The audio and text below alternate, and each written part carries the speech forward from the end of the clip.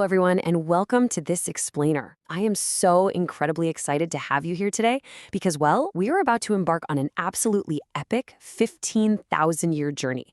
We're going to trace the fascinating story of human survival, shifting from our earliest days of hunting and gathering all the way to the modern, everyday marvel of the fast food drive-thru. It's a story of subtle shifts, massive environmental transformations, and literally millions of tiny choices that built the reality you and I live in today. 490.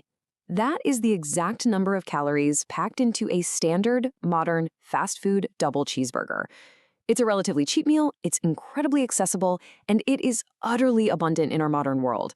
But, it begs a massive historical question. How on earth did we reach a world of such bizarre, cheap abundance?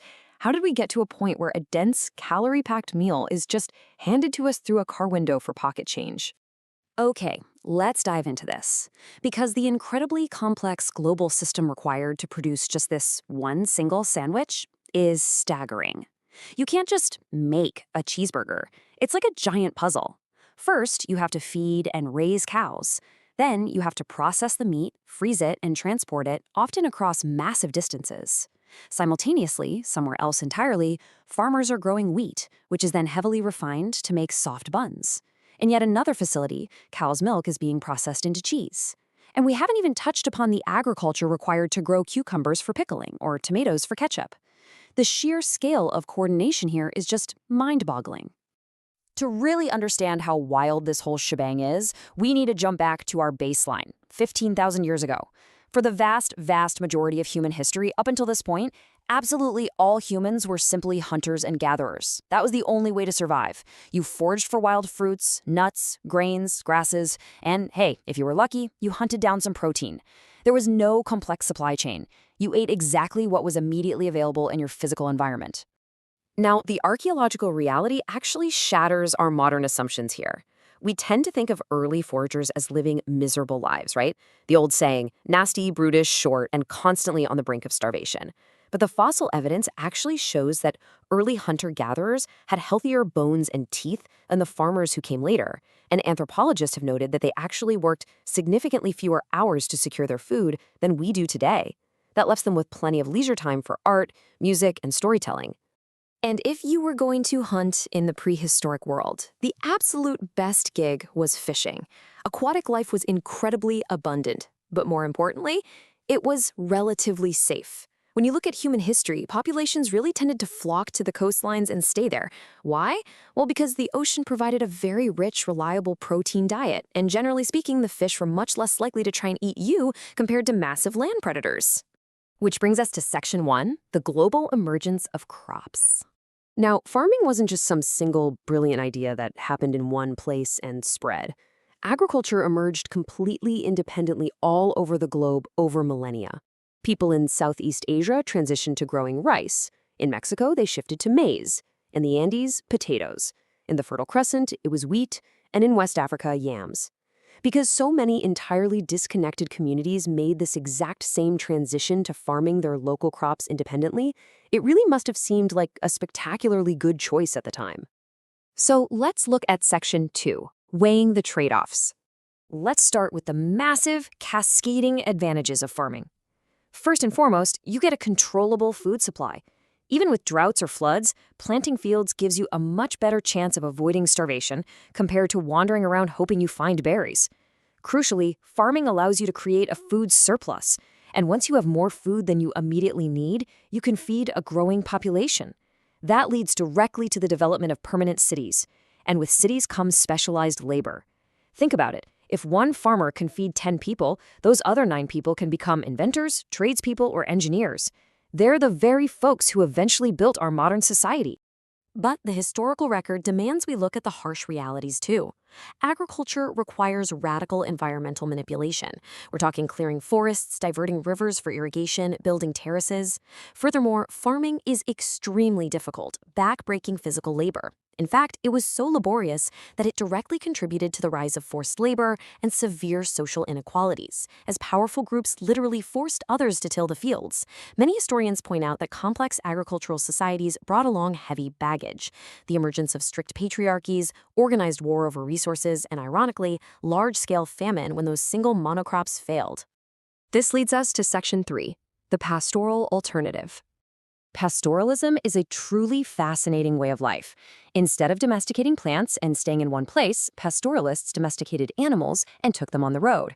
It's kind of like the ancient RV lifestyle. The advantages are huge. Your food source travels with you. Animals provide meat and milk, and they even offer protection against the elements by providing wool and leather. The main catch, however, is that your herds constantly need fresh grass. This means you have to keep moving, which makes building permanent, stationary cities virtually impossible. So you might ask, why didn't everyone just become a herder? Well, it all came down to the domestication lottery. Pastoralism only works if the native animals in your region are actually willing to be tamed and breed in captivity. Sheep, goats, pigs, and horses, they were highly domesticatable. Interestingly, almost none of those were native to the Americas. The llama was really the only option over there. On the flip side, most animals simply refuse domestication. Hippos are big and meaty, sure, but they tend to eat people. Zebras are far too ornery. Grizzlies? No way. And elephants are incredibly smart but take 22 months to gestate, making them terrible for fast agricultural breeding. And this brilliantly illustrates the ultimate evolutionary truth of our planet. There is a massive global discrepancy between the population of cows versus elephants. It's humorous, but it's deeply true. The absolute greatest evolutionary advantage a species can have on Earth is simply being useful to humans. Cows integrated perfectly into human agriculture, and their population exploded globally. Elephants, with their slow reproduction, did not. Moving into Section 4, revolution or slow evolution. Why exactly did our ancestors decide to make this monumental, backbreaking shift to farming in the first place? Because we have absolutely no written records from 15,000 years ago, historians have to rely on a few fascinating hypotheses. Some argue that growing population pressures simply forced early humans to figure out how to produce more food per acre. Others suggest the exact opposite, that a natural abundance of food gave foragers the free time needed to tinker and experiment with planting seeds. Some historians think agriculture evolved as a byproduct of early fertility rites. And yes, there's even a very popular theory that humans started farming grains primarily out of a growing, collective desire to brew more alcohol. Back in the 19th century, scientists like Charles Darwin posited that agriculture was essentially a stroke of sudden genius. As he put it, an unusually good plant caught the eye of a wise observer, sparking a sudden shift. It was framed as this brilliant, accidental discovery, a literal eureka moment that changed everything overnight. But modern historians lean toward a much more subtle reality. The most likely theory is that there was no sudden revolution at all. Early foragers already knew that seeds grow into plants. They weren't clueless. They just started casually planting the seeds of the wild foods they like best, entirely out of a slow, evolutionary desire to secure more calories. If you find a food you like, you want more of it. It's really that simple. So the crucial point is that this wasn't some grand master plan to build cities and empires. It was just about getting slightly more food, step by step. And absolutely nothing grounds this theory better than the incredible archaeological evidence of the Franchi cave snails in southern Greece. Digs there revealed massive piles of snail shells from 13,000 years ago. But these weren't just wild snails. The shells are noticeably larger than wild varieties, proving that early humans were intentionally, selectively breeding these snails to be bigger, meatier, and more nutritious.